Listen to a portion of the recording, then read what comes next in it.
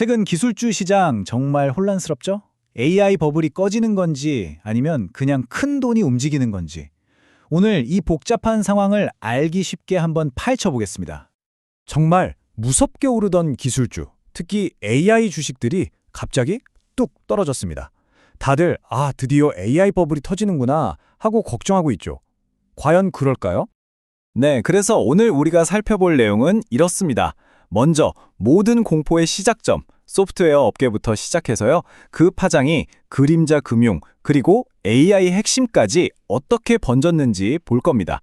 그리고 이게 정말 붕괴인지 아니면 월가에서 말하는 거대한 자금 이동인지 그 진짜 이야기도 알아보고 마지막으로 투자자들은 어떻게 해야 할지 새로운 전략까지 짚어보겠습니다.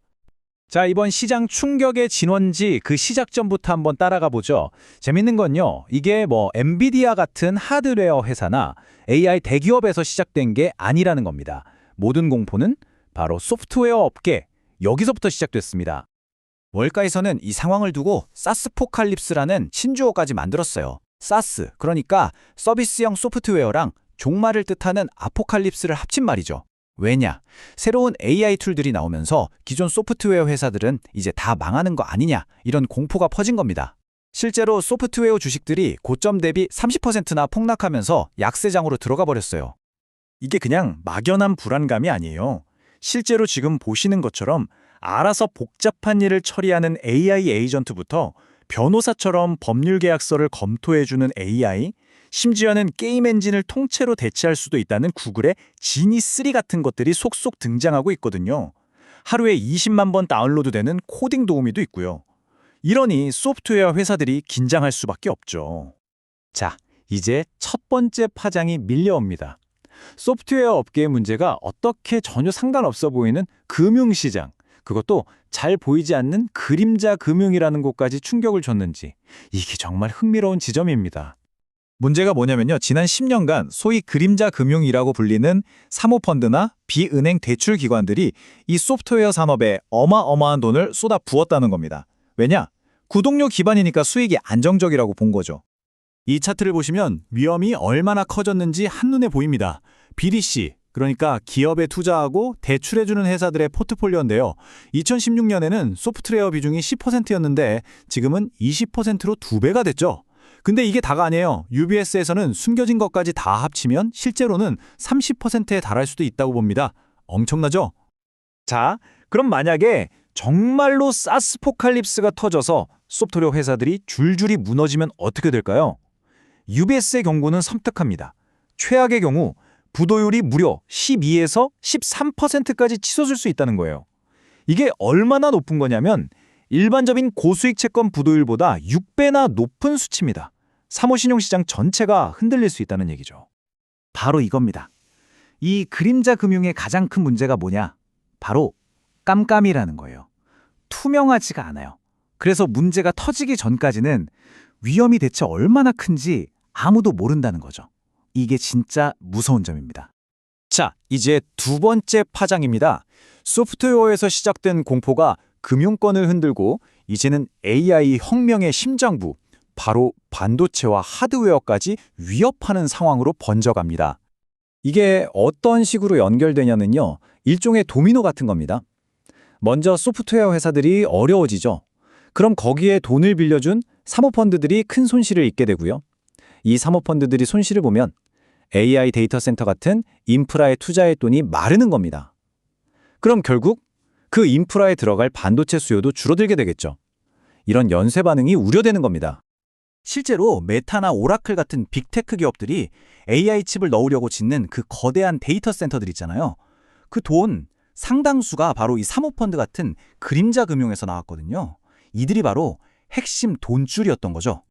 그러니까 한번 생각해 보세요. 만약 이 돈줄이 막혀버리면 앞으로 수조 달러가 들어갈 새로운 AI 인프라는 대체 누가 돈을 대서 지을 수 있을까요? 지금 엔비디아 칩 사려고 줄 서 있는데 그 칩을 꽂을 데이터 센터를 못 짓게 될 수도 있다는 얘기입니다. 자, 지금까지 들으면 정말 AI 버블이 터지는 거 아닌가 싶죠? 그런데 월스트리트에서는 전혀 다른 해석을 내놓고 있습니다.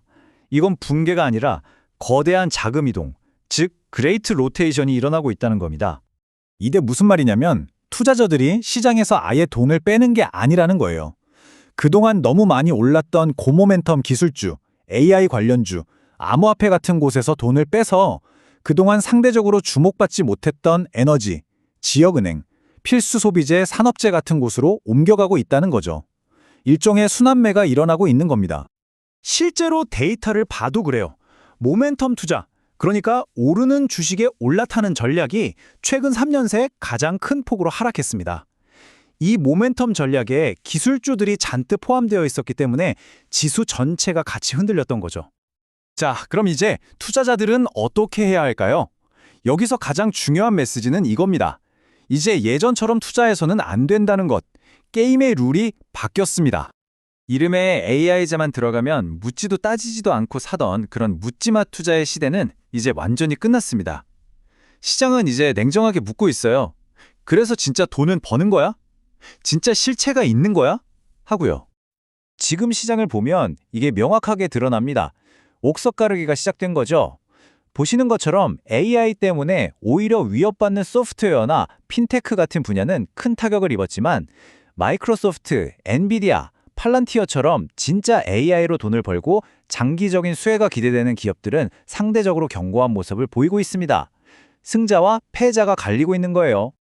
도이체방크의 분석이 딱 이 상황을 말해주죠. 예전에는 기술주라는 이름표만 달면 다 같이 오르는 시장이었지만 이제는 진짜 실력 있는 승자와 그렇지 못한 패자를 가려내는 훨씬 더 냉혹한 시장으로 바뀌었다는 겁니다. 이건 그냥 잠깐의 조정이 아니라 시장의 패러다임이 바뀌고 있다는 신호입니다. 자, 그럼 정리해볼까요? 너무 겁먹을 필요는 없습니다. 전체적인 강세장이 끝났다고 보기는 아직 이르고요. 다만 앞으로도 이런 변동성과 자금 이동은 계속될 겁니다. 그러니까 이제 기술주에만 몰빵하는 건 위험하겠죠? 에너지나 산업재처럼 그동안 소외됐던 분야로 눈을 돌려서 포트폴리오를 다양하게 가져가는 게 중요하고요. 그리고 이렇게 시장이 흔들릴 때 진짜 좋은 장기 성장주들을 싸게 담을 기회로 삼는 지혜도 필요합니다. 결국 이 모든 혼란의 끝에서 우리는 이 질문에 답해야 합니다.